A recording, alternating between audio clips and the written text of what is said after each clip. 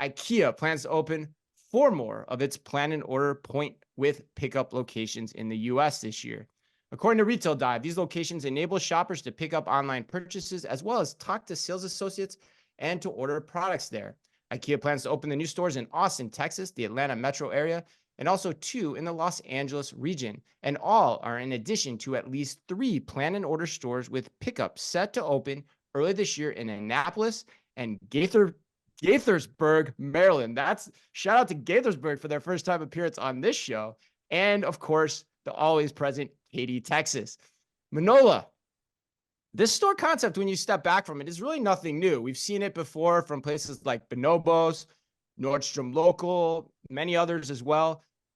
Do you think IKEA is taking a different approach, and will it work for them better than it has, say, for their predecessors? I mean, listen, it's not on its surface, right? It's not an innovative concept per se, but I do think it's well suited to the category, right? I think it's a little bit different if you're going out to buy, a pair of khakis. The immediate gratification of taking it home might be there.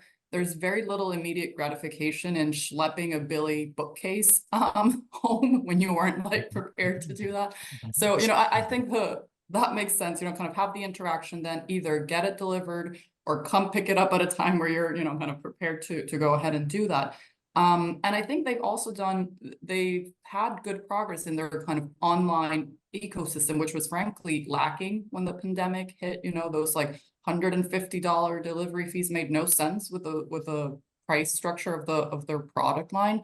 Now they've made a lot of progress. You can get that bookcase delivered for $30, $50 if you want it delivered tomorrow in your home, right? So I think they're kind of piecing together an experience that makes sense for the type of product that they're selling, and it doesn't feel over-engineered. It doesn't feel like innovation for the sake of innovation, right? If a simple concept works and they can execute it, I think it's to their benefit and lets them tap into a new set of consumers potentially. Yeah, that's a great point. It's a smart way to test and learn. Yeah, ultimately at the end of the day, that's a really interesting point. And what do you think? I want to know. I want anyone to respond with who enjoys going to IKEA, and that it is not a challenge to get there. Like, you have to plan that. It is not close. If you live in an urban environment, you are renting a car, you are borrowing somebody's car, you have to drive it, get it stuff, bring it back, order or organize delivery, all these things. Like, with only 52 locations in the US, IKEA is not an easy shopping experience for a lot of people. And I think this opportunity with these stores gives the retailer more exposure, and it will be entered into the consideration set for more audiences. Again, stealing some share from Wayfair. You have lower prices that they're doing across the board, which makes it more competitive in that consideration set. Plus, it eliminates every one of the barriers to ordering online. Before, it's like, okay, am I going to order this thing from IKEA? It's less expensive. I can have it shipped to my house. But if it doesn't work, then what do I do? Then how do I get it back? Now you have returns and pickup in a convenient location that's closer to consumers' homes. You are booking a time with somebody. Like, we haven't touched on the fact that, you actually get to book a time with an IKEA expert in these places where they're taking you through the maze of IKEA that I might not want. Like, it's overwhelming to me. So now I have that opportunity. And the last point that I'll make is that I think $50, even though they're bringing it down like Manola's taking, $50 for delivery when you're an IKEA customer is still a lot of money for a lot of people. So I think that the idea that I can now pick this up and there's no charge to me for picking this up and still getting access to those products is brilliant. I named IKEA my retailer of the year last year. I think they're continuing on that trend. Yeah, I'm conflicted on this one. I'm conflicted on this one, Ann. And we've talked about this a lot. Like, yeah, the thing, because I disagree with you on what you're saying. Yes, the IKEA experience is not something that people want to do, but it's very efficient for the job you have to get done. And so that's why you go out there, you spend the time, you go to this mega store, you can get everything you need to furnish your house in one trip. If you can bring it back to your house. Well, but you can also have it shipped from the location too. Like, that's part of it. Yeah. If you want to, yes. Yes, right. So that is still a valuable, but you still can see the whole thing. You can see the full offering. That's the thing that I think has to be brought in this equation. So because ultimately what you have here is just a store concept like almost every other furniture store that has ever existed in America, if you get right down to it.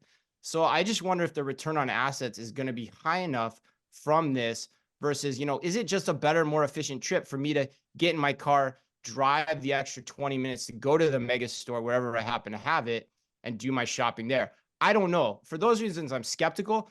I agree with Manola, though, that it's a smart thing to test to prove wrong, but there's a lot of things that have to be true for it to work, I think. But Michael, what do you think here? And then I'll give Anne the last word because she's dying to say something in retort to me. I can tell already. Two things. The first, in response to Anne's question of what motivates you, I mean, a lot of the motivation is the Swedish meatballs there, right? I mean, that's kind of part of the reason you go to You IKEA. speaking from experience, Michael? Yes. So it is definitely I think it's both cumbersome and efficient to shop at IKEA. I actually love their expansion. I think what they're doing is super smart strategically in getting into this plan and order business. However, I've got a huge asterisk with IKEA. And for me, it's a little controversial, but it comes down to their products. I know it's more opening price to mid price, but I do think the longevity of their product is terrible. And I can't tell you how many people I've talked to that A, complain about putting things together, and then B, complain about the longevity and the quality of the product over time, that it's not great. So I think as they continue to expand, that is really the main asterisk in their success. I think they're doing the right thing, but it all comes down to product. If you have a good product, you're going to have a great business. If you don't have a good product, you're going to have the opposite of what great is. And at what point do they start to expand out, saturate themselves in the market, and then have a lot of people start saying, well, okay, IKEA is just okay product. And does that ever come back to harm their growth? Which is also why Wayfair had a tremendous opportunity that they've just not capitalized on too, when you think about it from that context. But Anne, your point is that there's still a big awareness play or a big availability play here for IKEA. So let's give you the last word and then take us into headline 5. Yeah, I think the only thing I would say is that, Chris, your point is valid in that you're going for the single day trip. I think Michael's point's valid about the quality is maybe not durability, but I think you need to really think about where the opportunity lies with the next generation and with that entry point consumer who aren't going.